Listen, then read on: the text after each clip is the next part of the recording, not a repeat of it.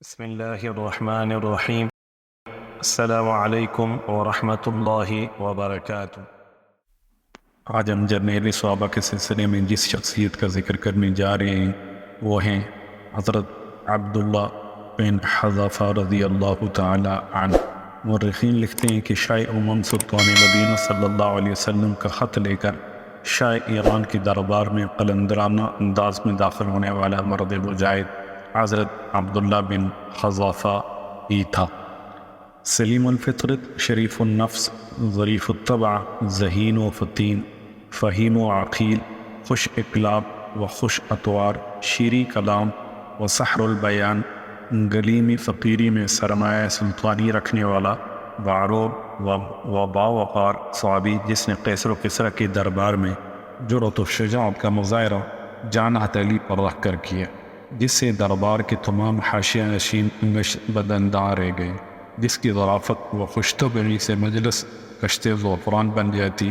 شاہ امم سلطان مدینہ صلی اللہ علیہ وسلم اس کی ظریفانہ گفتگو سے مسرت و شادمانی کا خوشگوار تاثر لیتے۔ ایک روز سرور عالم خالق مجسم نیر تاباں روشن و رحشاں رسول معظم صلی اللہ علیہ وسلم نے صحابہ کرام کے سامنے قیامت کی ہولناکیاں بیان کی۔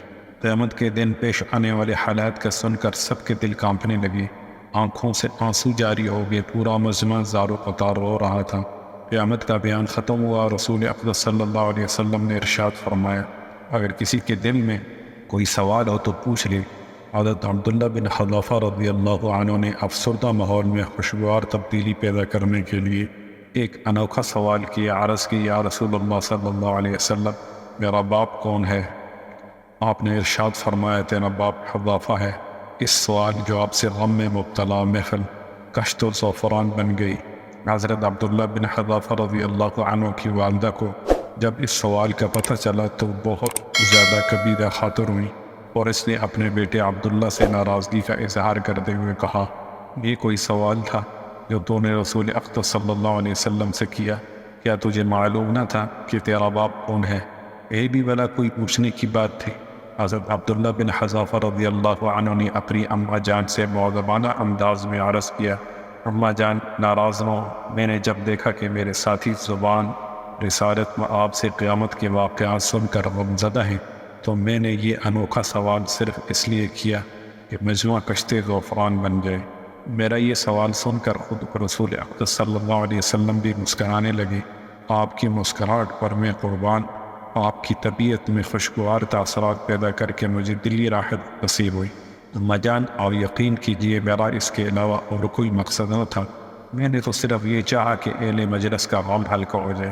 شاہ امم سلطان مدینہ صلی اللہ علیہ وسلم کے نزدیک حضرت عبداللہ بن حذافہ رضی اللہ عنہ اپنے ظریفانہ طبیعت کے باوجود قابل اعتماد تھے۔ آپ نے انہیں ایک ایسے لشکر کا امیر بنا کر محاذ پر روانہ کیا جس میں جلیل القدر صحابہ کرام موجود تھے، اور ایک خط ان کے سپرد کیا اور حکم دیا، اسے وہاں جا کر کھولنا جہاں لشکر کا پڑاؤ ہو۔ ایک میدان میں لشکر نے سستانے کے لیے پڑاؤ کیا، ماحول کی خنکی دور کرنے اور کھانا پکانے کے لیے آگ جلائے گی۔ حضرت عبداللہ بن حذافہ رضی اللہ عنہ نے خط پڑھا جس میں امیر کی اطاعت کرنے کی تلقین کی گئی تھی۔ یہ خط پڑھ کر ان کی رگ ظرافت پھڑک اٹھی۔ لشکر میں موجود تمام احباب کو خط پڑھ کر سنایا اور ان سے پوچھا، کیا میں تمہارا امیر مقرر کیا گیا ہوں؟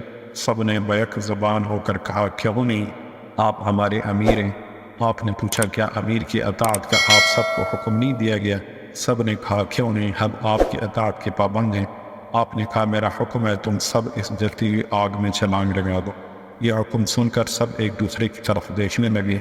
بعض ساتھی چھلانگ لگانے کے لیے تیار ہو گئے تو آپ نے آگے بڑھ کر ان کا ہاتھ پکڑ لیا اور فرمایا، آپ سے خوشطبعی کر رہا تھا۔ امیر کی اطاعت اللہ سبحانہ و تعالیٰ کے احکامات کی تابع ہوتی ہے۔ شاہ امم سلطان مدینہ صلی اللہ علیہ وسلم نے انہیں امیر کی اطاعت کے حکم پر مبنی خط اس لیے دیا تھا کہ تمام صحابہ کرام میں یہ اپنی ظرافت کے اعتبار سے معروف ہے، کہیں ایسا نہ ہو کہ ان کی عمارت ظرافت کی نظر ہو جائے۔ اس لیے آپ نے لشکر میں تمام احباب کو اطاعت کی تلقین کی، لیکن ان کی خوشطبعی نے بعض صحابہ کرام کو چند لمحات کے لیے فرطۂ حیرت میں ڈال دیا۔ وہ سوچنے لگے کہ کہ ہم نے رحمت للعالمین شفیع المذنبین صلی اللہ علیہ وسلم کا دامن اس لیے تھاما تھا کہ ہم جہنم کی آگ سے بچ جائیں، اور ہمیں دنیا کی آگ میں چھلانگیں لگانے کا حکم دے رہی۔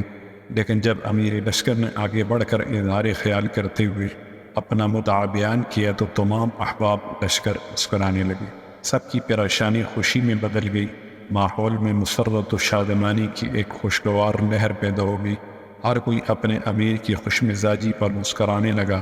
اور جب یہ لشکر واپس مدینے پہنچا تو امیر لشکر حضرت عبداللہ بن حذافہ رضی اللہ عنہ دربار رسالت میں حاضر ہوئے اور رسول اقدس صلی اللہ علیہ وسلم کی خدمت میں حاضر ہوئے اور وہ ساری داستان بیان کی جو میدان میں پڑاؤ کے وقت پیش آئی۔ یہ سارا ماجرا سن کر آپ نے ارشاد فرمایا، اللہ کی قسم اگر آگ میں چھلانگ لگا دیتے تو یہ اس سے کبھی باہر نہ آ سکتے، اور امیر کی اطاعت تو نیکی کے کاموں میں ہوتی ہے۔ پھر دوبارہ یہ ارشاد فرمایا، بلا شبہ امیر کی اطاعت اللہ کے احکامات کی تابع ہوتی ہے، خالق کی کائنات کی نافرمانی کی صورت میں مخلوق کی اطاعت نہیں کی جا سکتی۔ سرداران قریش نے جب نوخیز مسلمانوں کو اپنے ظلم و ستم کا نشانہ بنانے کی انتہا کر دی، کسی کے جسم کو گرم لوہے سے داغا، کسی کو دہکتے ہوئے انگاروں پر لٹایا، کسی کو سزا دینے میں ایسا انداز اختیار کیا کہ انسانیت چیخ اٹھے، اور کسی کو جائیداد سے محروم کر دیا گیا، کسی کو برہنہ جسم شعلہ نما سنگریزوں پر گھسیٹا، کسی کو مار مار کر بے ہوش کر دیا۔ ان کشتگان خنجر و تسلیم و رضا کا جرم کیا تھا؟ صرف یہی کہ یہ حبیب کبریا، شافع روز و جزا، تاقی روز کوثر، رحمت عالم صلی اللہ علیہ وسلم کے دامن گیر ہو گئے تھے، آپ کی محبت کے اسیر ہو گئے تھے۔ سب معبودان باطلہ کو ٹھوکر مار کر ایک اللہ قادر مطلق کے فقیر ہو گئے تھے۔ رسول اقدس صلی اللہ علیہ وسلم نے جب اپنے جانثار صحابہ کرام کی حالت زار کو دیکھا تو آبدیدہ ہو گئے اور انہیں حبشہ کی طرف ہجرت کر جانے کا حکم دے دیا تاکہ یہ وہاں کے انصاف پسند اور رحم دل حکمران نجاشی کے پاس پہنچ کر امن و سکون سے زندگی بسر کر سکیں اور اطمینان سے اللہ سبحانہ و تعالیٰ کی عبادت کر سکیں۔ حبشہ کی طرف سے ہجرت کرنے والوں میں حضرت عبداللہ بن حذافہ رضی اللہ عنہ بھی تھے۔ جب یہ قریش کے ظلم و ستم سے تنگ آ کر رسول اقدس صلی اللہ علیہ وسلم مکہ کو چھوڑ کر مدینہ طیبہ تشریف لے گئے تو شمع رسالت کے پروانے کشاں مدینہ منورہ پہنچنے لگے۔ یہ خبر جب حبشہ میں پہنچی تو وہاں مقیم مسلمانوں کے دل محبوب رب العالمین کی دیدار کے لیے بے چین ہو گئے۔ ہر ایک کی پہلی خواہش تھی کہ پہلی فرصت میں مدینے پہنچ کر دیدار نبی سے اپنی آنکھوں کو خیرہ کر سکے۔ آپ کے چہرہ مبارک کی زیارت ہر مسلمان کی دلی تمنا تھی۔ آپ کی محبت میں دن رات گزارنا ہر مسلمان کو اپنی جان سے بھی زیادہ عزیز تھا۔ حبشہ میں جلاوطنی کی زندگی بسر کرنے والے صحابہ کرام نے پرامن زندگی کو خیر آباد کہتے ہوئے مدینہ منورہ کی راہ لی، جہاں خیر الورا، شمس الضحیٰ، بدر الدجا، نور الہدیٰ پیارے محمد صلی اللہ علیہ وسلم جلوہ افروز ہو چکے تھے۔ ان کی چاہتوں کا مرکز اب مدینہ بن گیا۔ ہر ایک کے دل میں بس یہی شوق تھا کہ جس قدر جلد ممکن ہو سکے وہ مدینہ پہنچ کر آپ کے چہرہ انور کا دیدار کر سکے۔ حبشہ کو چھوڑ کر مدینے آنے والوں میں حضرت عبداللہ بن حذافہ رضی اللہ عنہ بھی تھے۔ سن 6 ہجری کو شاہ امام سلطان مدینہ صلی اللہ علیہ وسلم نے شاہان عجب کو اسلام کی طرف راغب کرنے کے لیے اسلامی دعوت پر مشتمل خطوط دے کر چند صحابہ کرام کو اس خصوصی مشن پر روانہ کیا۔ یہ قاصد ایسے دور دراز ممالک کی طرف روانہ ہو رہے تھے جن کے متعلق پہلے سے ان کو کوئی علم نہ تھا، نہ یہ وہاں کی تہذیب و تمدن سے واقف تھے، نہ ان ممالک کی زبان ہی سے آشنا تھے، اور نہ ہی وہاں کے آداب شاہی اور شاہوں کے مزاج سے آگاہ تھے۔ اور پھر یہ جو انقلابی پیغام لے کر روانہ ہو رہے تھے وہ بادشاہوں کے نازک مزاج پر تعزیانہ برسانے سے کم نہ تھا۔ انہیں اپنی سلطانی و حکمرانی کو اللہ سبحانہ و تعالیٰ کے احکامات کی تابع بنانا تھا۔ اس پیغام میں انہیں باور کرایا گیا تھا کہ تمہاری خیر اسی میں ہے کہ اسلام قبول کر لو، ورنہ تمہاری حکمرانی خطرے میں ہے۔ یہ جاؤ چشم، یہ تحت شاہی، یہ سریر و پریانیاں کے زرق پر لباس، یہ ہیرا جواہرات تمہاری ملکیت سے نکل جائیں گے۔ یہ مہم بذات خود خطرناک تھی۔ اس کا مطلب یہ تھا اس مشن پر جانے والے اپنی جان ہتھیلی پر رکھ کر جائے، کوئی پتہ نہیں کہ یہ انوکھا پیغام سن کر بادشاہوں کی جذبات کا رخ کیا ہو اور وہ ان قاصدوں کے ساتھ کیا سلوک روا رکھیں۔ معاملے کی اس اہمیت کے پیش نظر شاہ امم سلطان مدینہ صلی اللہ علیہ وسلم نے صحابہ کرام رضوان اللہ تعالی علیہم اجمعین کو ایک جگہ جمع ہونے کا حکم دیا۔ آپ نے حمد و ثنا کے بعد ارشاد فرمایا، میرا ارادہ ہے کہ میں چند احباب کو شاہان عجم کی طرف اسلام کی دعوت اور مشتمل پیغام دے کر روانہ کروں، کیا تم اس مہم پر جانے کے لیے تیار ہو؟ سب نے بیک زبان ہو کر کہا، چشم ما روشن دل ما شاد، ہم آپ کے حکم کی تعمیل کو اپنے لیے سعادت سمجھتے ہیں۔ آپ کا حکم سب آنکھوں پر، اب جہاں بھی جانے کا حکم دیں گے ہم بخوشی وہاں جائیں گے۔ ہمارے لیے اس سے بڑھ کر اور کیا اعزاز ہو سکتا ہے؟ ہمارے نصیب کا کیا کہنا کہ آپ کی نظر انتخاب ہم پر پڑی۔ اپنے جانثار صحابہ کا جواب سن کر شاہ امم سلطان مدینہ صلی اللہ علیہ وسلم کو بے انتہا مسرت ہوئی۔ آپ نے تمام صحابہ کرام میں سے اس خطرناک مہم پر روانہ کرنے کے لیے 8 صحابہ کرام کو انتخاب کیا۔ ان میں سے ایک حضرت عبداللہ بن حذافہ رضی اللہ عنہ بھی تھے۔ یہ شاہ امم سلطان مدینہ صلی اللہ علیہ وسلم کا خط لے کر ایران کے بادشاہ خسرو پرویز کی طرف روانہ ہوئے۔ ان کے علاوہ شاہ مصر کی جانب حضرت عتب بن ابی بلتہ رضی اللہ عنہ کو بھیجا گیا۔ حبشہ کے حکمران نجاشی کی طرف حضرت عمرو بن امیہ زمری خط لے کر گئے۔ شاہ روم قیصر کے دربار میں حضرت وحیہ کلبی نے سفارت کے فرائض انجام دیے۔ بحرین کے حکمران منظر بن سعدی کے پاس حضرت علا بن عبداللہ حضرمی کو بھیجا گیا۔ دمشق کے حکمران حارث بن ابی شار اور غسانی کے پاس حضرت شجاع بن وہاب اصلی رضی اللہ عنہ کو بھیجا گیا۔ یمامہ کے حکمران رضا بن علی کے پاس حضرت سلید بن عمرو رضی اللہ عنہ نامہ مبارک لے کر پہنچے، اور عمان کے حکمران کو نامہ مبارک پہنچانے والے حضرت عمرو بن عاص رضی اللہ عنہ تھے۔ یہ وہ جلیل القدر اور عظیم المرتبت صحابہ کرام ہیں جنہوں نے اپنی جان کی پرواہ کیے بغیر شاہ امم سلطان مدینہ صلی اللہ علیہ وسلم کے مبارک خطوط مختلف ممالک کے حکمرانوں کو پہنچائے اور ان کا رد عمل معلوم کرنے کے لیے شاہی ایوانوں میں پہنچے۔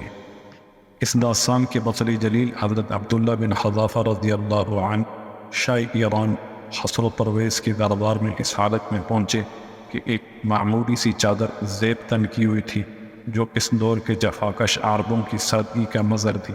آپ کا جسم کٹا ہوا اور پیشانی کشادہ، آنکھوں میں بلا کی چمک بے پناہ ذہانت کی قاماسی کر رہی تھی۔ شاہ ایران کو ان کی آمد کی خبر پہلے سے پہنچ چکی تھی۔ اس نے اپنے دربار کو آراستہ کر رکھا تھا تاکہ آنے والے کے دل پر ان کے رعب و دبدبہ کی دھاک بیٹھ جائے، لیکن حضرت عبداللہ بن حذافہ رضی اللہ عنہ دربار کی زینت اور زیب کو خاطر میں نہ لائے اور قلندانہ انداز میں تحت شاہی کی طرف بڑھے۔ ایمان کی شمع دل میں روشن ہو، اسلام کی عظمت رگ و ریشے میں سرایت کر جائے اور اللہ کی محبت سے دل سرشار ہو جائے تو بڑی سے بڑی طاقت بھی پرکا کی حیثیت نہیں رکھتی۔ حضرت عبداللہ بن حذافہ رضی اللہ عنہ کو تحت کی طرف تیزی سے بڑھتا ہوا دیکھ کر شاہ ایران نے دربار سے کہا کہ آگے بڑھ کر اس کے ہاتھ سے خط پکڑ لو۔ شاہی حکم کے مطابق جب اس نے خط پکڑنے کے لیے پیش قدمی کی تو آپ نے فرمایا، پیچھے ہٹ جاؤ، مجھے شاہی امم سلطان مدینہ صلی اللہ علیہ وسلم کا حکم ہے کہ یہ خط میں بذات خود شاہ ایران کے ہاتھوں میں تھماؤں۔ میں اپنے پیر و مرشد ہادی و رہنما کے حکم عدولی نہیں کر سکتا۔ یہ منظر دیکھ کر شاہ ایران نے کہا، چھوڑ دو اسے، آگے میرے پاس آنے دو۔ آپ نے آگے بڑھ کر نامہ مبارک شاہ ایران کے ہاتھ میں دیا۔ اس نے ترجمان کو حکم دیا اسے کھول کر پڑھا جائے اور مجھے بتایا جائے کہ اس میں کیا لکھا ہے۔ اللہ کے رسول محمد صلی اللہ علیہ وسلم کی جانب سے شاہ ایران کے نام سلامتی، امن اور سکون و اطمینان کا مستحق وہ ہے جو ہدایت کی راہ پر چلا۔ شاہ ایران نے جب نامہ مبارک کی ابتدائی کلمات سنے تو وہ غصہ اور غضب سے بھڑک اٹھا، چہرہ سرخ ہو گیا، گردن کی رگیں پھول گئیں، کیونکہ شاہ امم سلطان مدینہ صلی اللہ علیہ وسلم نے خط میں اپنا نام شاہ ایران کے نام سے پہلے لکھا تھا۔ اس نے اسے اپنی توہین سمجھا اور غصے سے کانپتے ہوئے خط کو ترجمان کے ہاتھ سے چھین لیا اور اسے پرزے پرزے کر دیا، بغیر یہ جانے کہ خط میں کیا لکھا ہے۔ اس نے آگ بگولا ہو کر یہ کہا، اسے یہ جرأت کیسے ہوئی کہ مجھے اس انداز میں خط لکھا؟ کیا اسے میرے اختیارات، میری طاقت اور میرے رعب و دبدبے کا اندازہ نہیں؟ اس نے حکم دیا اس گنوار ایلچی کو میرے دربار سے نکال دیا جائے۔ حضرت عبداللہ رضی اللہ عنہ کو دربار سے نکال دیا گیا۔ حضرت عبداللہ بن حذافہ رضی اللہ عنہ شاہ ایران کی دربار سے نکل کر یاد الہی میں محو آیات الہیہ پڑھتے ہوئے حالات سے بے نیاز چل دیے۔ انہیں کچھ علم نہ تھا کہ اب ان کے ساتھ قضاء و قدر کیا سلوک روا رکھنے والی ہے۔ انہیں راستے میں قتل کر دیا جائے گا یا انہیں آزاد چھوڑ دیا جائے گا۔ بالآخر وہ پکار اٹھے، رب ذوالجلال کی قسم، شاہ سلطان مدینہ صلی اللہ علیہ وسلم کا نام مبارک شاہ ایران تک پہنچا دینے کے بعد اب مجھے کوئی پرواہ نہیں کہ میرے ساتھ کیا سلوک روا رکھا جائے گا۔ یہ کہہ کر اونٹنی پر سوار ہوئے اور چل دیے۔ جب شاہ ایران خسر و پرویز کا غصہ ختم ہوا تو اس نے درباریوں کو حکم دیا کہ عربی قاصد کو میرے پاس دوبارہ لایا جائے۔ انہیں ہر جگہ تلاش کیا گیا لیکن کہیں بھی ان کا سراغ نہ ملا۔ حکومت کے کارندوں کو صرف اتنا پتہ چل سکا کہ وہ ایران کے حدود سے نکل چکے ہیں۔ حضرت عبداللہ بن حذافہ رضی اللہ عنہ سرور عالم خلق مجسم صلی اللہ علیہ وسلم کی خدمت اقدس میں حاضر ہوئے اور آپ سے عرض کی، یا رسول اللہ صلی اللہ علیہ وسلم، ایران کے حکمران نے آپ کا خط غیظ و غضب میں آ کر پرزے کر دیا تھا۔ آپ نے یہ بات سنتے ہوئے رنجیدہ خاطر ہو کر فرمایا، اللہ اس کی قبائے اقتدار کو چاک کر دے۔ شاہ ایران نے یمن میں اپنے گورنر بازان کو حکم دیا، حجاز میں جس شخص نے نبوت کا دعویٰ کیا ہے انہیں فوری طور پر گرفتار کر کے میرے دربار میں پیش کیا جائے۔ یمن کے گورنر نے اپنی فوج کے 2 مشہور جرنیل کو ایک خط دے کر مدینہ منورہ روانہ کیے۔ خط میں یہ تحریر تھا کہ اس سرکاری فرمان کے دیکھتے ہی ان جرنیلوں کے ہمراہ شاہ ایران کے دربار میں پہنچ جائیں۔ آپ کو وہاں طلب کیا گیا ہے، اس حکم کی تعمیل میں تاخیر نہ کی جائے ورنہ نقصان کا اندیشہ ہے، لہذا پہلی فرصت میں وہاں پہنچ کر دربار میں حاضری دیں۔ یہ دونوں جرنیل تیزی سے سفر کرتے ہوئے پہلے طائف پہنچے۔ وہاں قریش کے چند تاجروں سے ملاقات ہوئی۔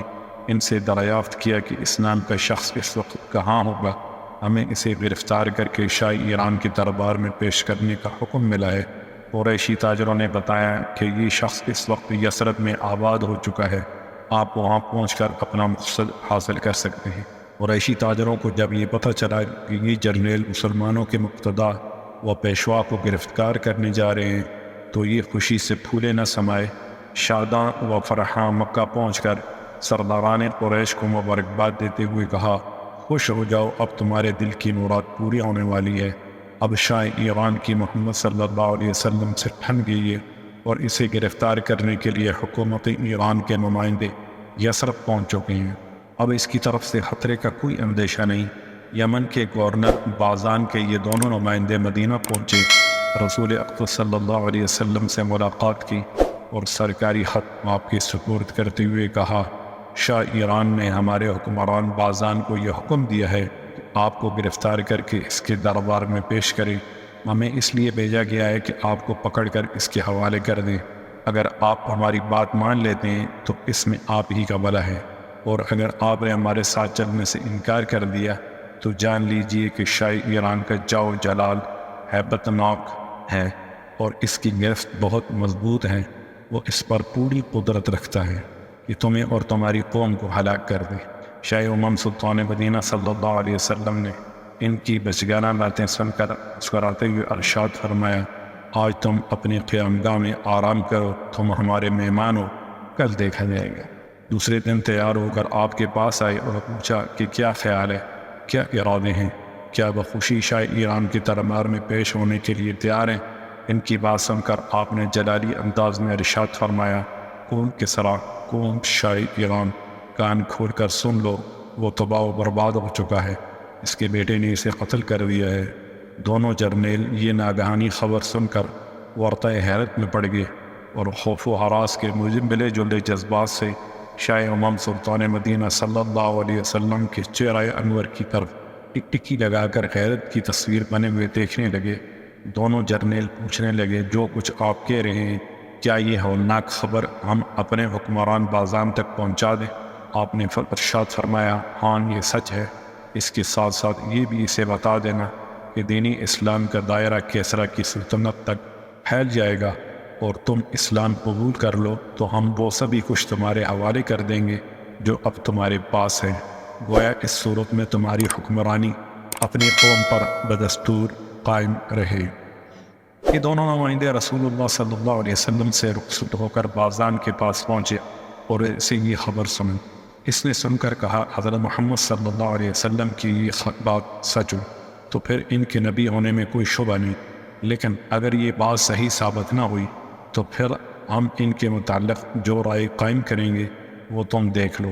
ابھی زیادہ عرصہ نہ گزرا تھا کہ بازان کو کسریٰ کے بیٹے شیرویہ کا یہ خط موصول ہوا جس میں یہ تحریر تھا، میں نے کسریٰ کو مار ڈالا ہے، اور مارا بھی اس لیے تھا کہ اپنی قوم کا انتقام لے سکوں۔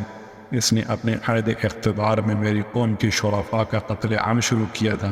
یہی نہیں، اس نے ان کے عورتوں کی بے حرمتی بھی کی تھی اور ان کے مال و دولت کو غصب بھی کیا۔ میرا یہ خط جب تمہارے پاس پہنچے تو تم میرا یہ حلقہ بگوشی کرنا۔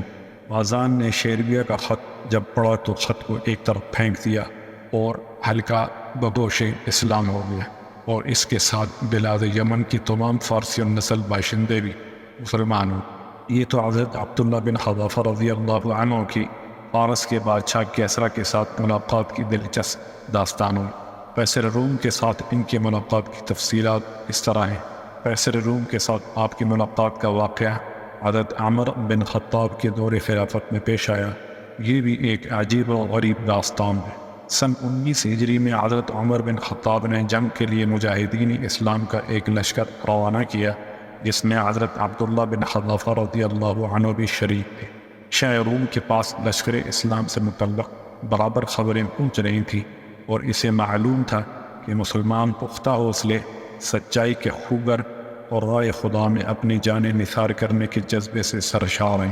اس نے اپنی فوجوں کو یہ حکم دے رکھا تھا کہ اگر لشکر اسلام میں سے کوئی قیدی تمہارے ہاتھ آئے اسے زندہ پکڑ کر میرے پاس لے آیا۔ اللہ کا کرنا ایسا ہوا کہ حضرت عبداللہ بن حذافہ کو رومی فوج نے گرفتار کر لیا اور قیصر روم کے سامنے حاضر کیا اور بتایا کہ ہم ایسے شخص کو گرفتار کر کے لائے ہیں جو محمد صلی اللہ علیہ وسلم کے ان ساتھیوں میں سے ہے جنہوں نے سب سے پہلے دعوت اسلام کو قبول کیا۔ جب حضرت عبداللہ بن حذافہ کو بادشاہ روم کے سامنے پیش کیا گیا تو اس نے آپ کو مناظر غائر دیکھا اور کہنے لگا، میری ایک تجویز ہے۔ حضرت عبداللہ نے فرمایا، وہ کیا؟ اس نے کہا، میری تجویز ہی ہے کہ آپ عیسائیت قبول کر لیں۔ آپ کو میری یہ تجویز اگر منظور ہے تو میں آپ کو آزاد کر دوں گا اور آپ کے ساتھ عزت و تکریم کا معاملہ فراوان رکھوں گا۔ حضرت عبداللہ بن حذافہ نے جرأت و عزم کا اظہار کرتے ہوئے کہا، یہ ممکن ہی نہیں۔ جس شے کی طرف آپ مجھے دعوت دے رہے ہیں اس سے 1000 درجہ بہتر ہے مر جانا۔ قیصر نے کہا، آپ مجھے بہادر انسان معلوم ہوتے ہیں، آپ میری یہ تجویز قبول کر لیں تو میں آپ کو اپنی سلطنت میں شریک کر لینے پر بھی تیار ہوں۔ بیڑیوں میں جکڑا ہوا یہ قیدی مسکرایا اور یوں گویا ہوا، خدا کی قسم، آپ مجھے اپنی حکومت اور جزیرہ عرب کی مملکت دے کر بھی اگر یہ امید نہ رکھیں کہ میں دین محمد صلی اللہ علیہ وسلم سے ایک لمحہ کے لیے بھی منحرف ہو جاؤں۔ اس نے غضبناک ہو کر کہا، میں آپ کو قتل کر دوں گا۔ آپ نے فرمایا، آپ جو چاہیں کر دیکھیں۔ اس کے بعد آپ کو پھانسی دے دینے کا حکم صادر کر دیا گیا۔ اس کا حکم یہ تھا کہ تختہ دار پر آبا جولاں اس شخص کو اس طرح تیروں کا نشانہ بناؤ کہ تیر اس کے ہاتھوں کے قریب سے گزریں اور اس کے ہاتھوں کو زخمی کر دیں۔ اس نازک اور تکلیف دہ موقع پر قیصر نے آپ کو عیسائیت قبول کرنے کی تیسری دفعہ دعوت دی، لیکن آپ نے صاف انکار کر دیا۔ پھر اس نے حکم دیا، اس کے پاؤں کے بالکل قریب تیر مارو۔ اس حکم کی بھی تعمیل کی گئی۔ اس نے اس موقع پر بھی اسلام کو ترک کر دینے اور عیسائیت کے حلقہ بگوش ہو جانے کی دعوت دی۔ آپ نے ایسا کرنے سے قطعی انکار کر دیا۔ آخری بار قیصر نے حکم دیا کہ اسے تختہ دار سے نیچے اتارو۔ پھر ایک بہت بڑی دیگ منگوائی اور اس میں تیل ڈال کر نیچے آگ لگا دی گئی۔ جب تیل کھولنے لگا تو اس نے حکم دیا کہ 2 مسلمان قیدیوں کو حاضر کیا جائے۔ اس کے حکم کے مطابق 2 مسلمان قیدی پیش کر دیے گئے۔ دیکھتے ہی دیکھتے ان میں سے ایک کو کھولتے ہوئے تیل میں پھینکنے کا حکم دیا گیا۔ گرم اور کھولتے ہوئے تیل میں گرتے ہی اس کا گوشت پوست چٹکنے لگا اور چشم و زن میں کھال ہڈیوں سے الگ ہو گئی۔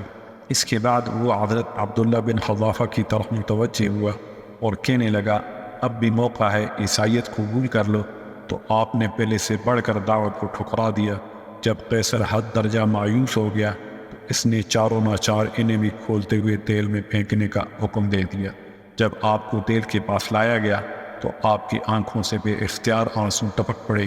قیصر کے حواریوں نے جب یہ دیکھا تو عرض کی، یہ تو سچ مچ رو رہا ہے۔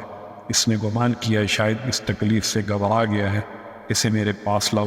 جب آپ کو قیصر کے سامنے پیش کیا گیا تو اس نے پھر آپ کو عیسائیت کے سامنے سر جھکانے کی دعوت دی۔ آپ نے اس بار بھی انکار کر دیا۔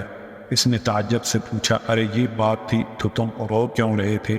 آپ نے جواب دیا، میرے رونے کی وجہ یہ تھی، یہ منظر دیکھ کر میرے دل میں یہ خیال آیا تھا کہ میرے پاس تو صرف ایک ہی جان ہے، کاش میرے پاس ہزارہ جانیں ہوتی اور میں ہر جان کو اس کھولتے ہوئے تیل میں ڈال کر رائے خدا میں قربان ہو جاتا۔ اس ظالم کا یہ سننا تھا کہ انگشت بدن داغ ہو کر رہ گیا۔ کہنے لگا، اب اگر تم میرے سر کو چوم لو تو میں تمہیں آزاد کر دوں گا۔ حضرت عبداللہ نے پوچھا، کیا تم میرے ساتھ تمام مسلمان قیدیوں کو بھی رہا کر دو گے؟ اس نے کہا، ہاں، میں تمام مسلمان قیدیوں کو بھی رہا کر دوں گا۔ حضرت عبداللہ فرماتے ہیں، میں نے اپنے دل میں سوچا اگر اس دشمن دین کے سر کو چوم لوں اور اس کے بدلے میں یہ سب مسلمان قیدیوں کو رہا کر دے تو کیا مذائقہ ہے۔ پھر آپ اس کے قریب آئے اور اس کے سر پر اپنا بوسہ سبز کر دیا۔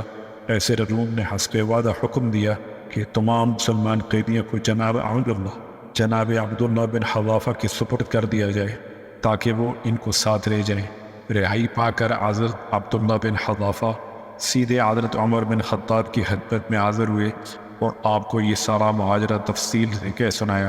فاروق اعظم رضی اللہ عنہ نے انتہائی مسرت کا اظہار فرمایا اور کہنے لگے، ہر مسلمان پر فرض ہے کہ حضرت عبداللہ کے سر کو چومے اور لو میں سب سے پہلے ان کے سر پر بوسہ دیتا ہوں۔ پھر آپ اٹھے اور ان کے سر کا بوسہ لیا